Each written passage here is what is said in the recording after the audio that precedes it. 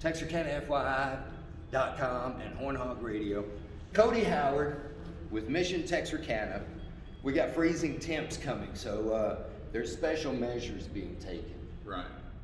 Here locally. Right. Not only with our organization, but with all most organizations that serve the poor and the homeless. So the shelters will be in most likely an emergency mode when the temperature gets low enough. People who usually don't stay in the shelter, they've got the option of staying in the lobby. So Randy Sam's, Salvation Army are usually really good about that. Okay. But then Mission Texarkana, we kind of are a catch-all at the very bottom. You know, we're kind of a last resort before hospital or worse. Right.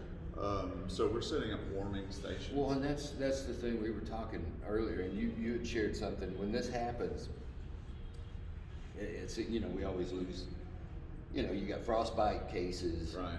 We've actually lost lives. Right. Because of extreme conditions. Unfortunately, every time in the past, probably 7 years, where the temperatures dip this way, we lose limbs and there are deaths, usually involving alcohol or something like that, but not always. Right. You know, and even if they are, if it does involve alcohol, look, shouldn't be a death sentence, right? Like those are our friends, we love them, we care about them, so we want to provide a place where they can come in and warm up. Absolutely, and I know at Mission Texarkana you're going to have the heaters out. Yeah.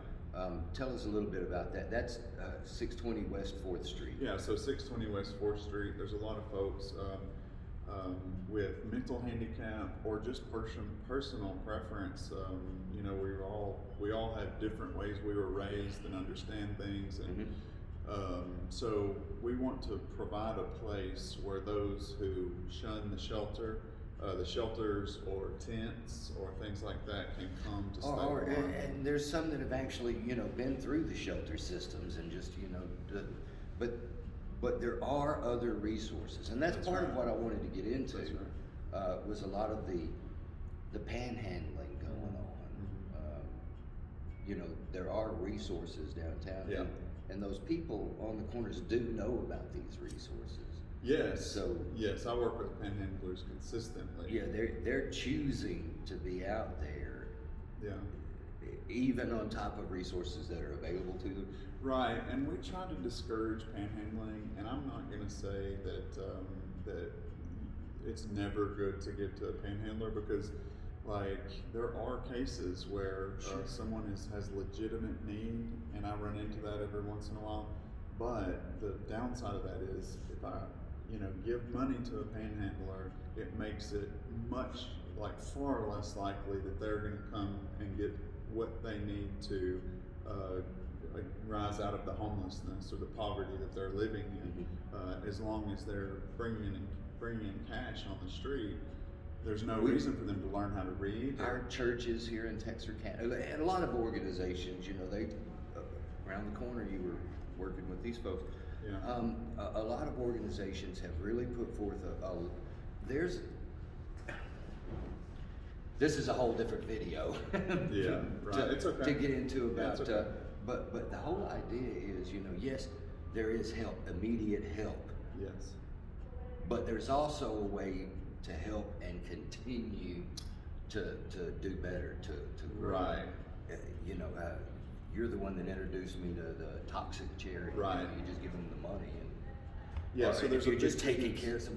We'll do a different video, but well, just quickly, there's a big difference between relief and development. Yeah. And so the example I always give people is if there's a hurricane and we go in, we put roofs on, we feed people who are without shelter, and then all of that is done, and we stay there for 10 more years. Well, why would we do that? You know, and then when you do that, it would create a dependency. Right. Well, why should I buy my own roof, or why should I buy my own groceries if somebody else is going to do it? Mm-hmm. And so I think everybody can realize that development is the way to go. Not that relief isn't needed, because it is. It is, and it's available. It is here in the Mission.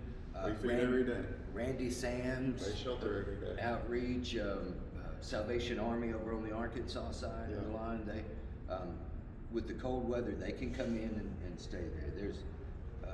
But there are some needs. Yes. I saw you posted something Right. about, Right. you know, cold weather gear. Can you tell Yeah, folks? so any kind of cold weather gear, the problem is when we have these snaps this late in our season, we've depleted our gear. The not only the cold weather, but imagine the cold weather wet.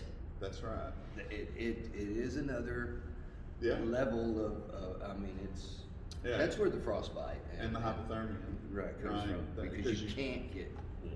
Yeah, your core temperature drops, and if you got wet clothes on, you're not going to get it up, you know? And so, yeah, just, so it's so late in the season that the gloves, the toboggans, the coats, we have to every year. We don't have where to store it. We start liquidating at the end. And unfortunately, we just started doing that last week. Now, we didn't get rid of all of it, so we can respond to this, but it's gonna run out very quickly. And that's, I like to point out, you know, to those that Mission Texarkana serves not only your clients but also people that stay at the shelter. Yeah, they come to eat during the day. Randy Sands and Salvation Army, they depend on Mission Texarkana Right. too, not just for that hot meal that they get every day, but also for this gear and, Right, and right. bus tickets to be able to get back and forth And across town. There's IDs IDs, all of their Right. paperwork and documentation and taxes, and there's just so much going on there. I want to encourage people to look into Mission Texarkana a little bit more on follow on Facebook. Yeah. We've got a website that is just about ready to go live. Yeah, And so it's gonna be, it's gonna be nice to have that. and also you can get that old man and dog coffee. Yeah, That's a good coffee. right. We're out That's- selling coffee today. That's the good dark. Yeah, that's kind of you float a wedge in. Dark. Yeah. Right. Dark coffee. Thanks, Cody. I Yeah, man. appreciate it. But listen, 620 West 4th Street, right down by. Well, I mean, the Randy Sands is over on one side of your library, right across the street. Right, and they'll see our sign. Yeah, come on down there if you've got something that you can donate. I saw where Walmart had like those little throw blankets for like $2.50. Right. So I'm gonna try to get by. I was just down at the Mission to drop off a lot of bags. Yeah. So Yeah, so beginning Sunday, when the cold weather hits, we'll be there 24/7 at that time until it abates. yeah, that's what you said. You were camping out for the. Yeah, Jill is. Oh, really? Yeah, we're gonna camp out through the weekend.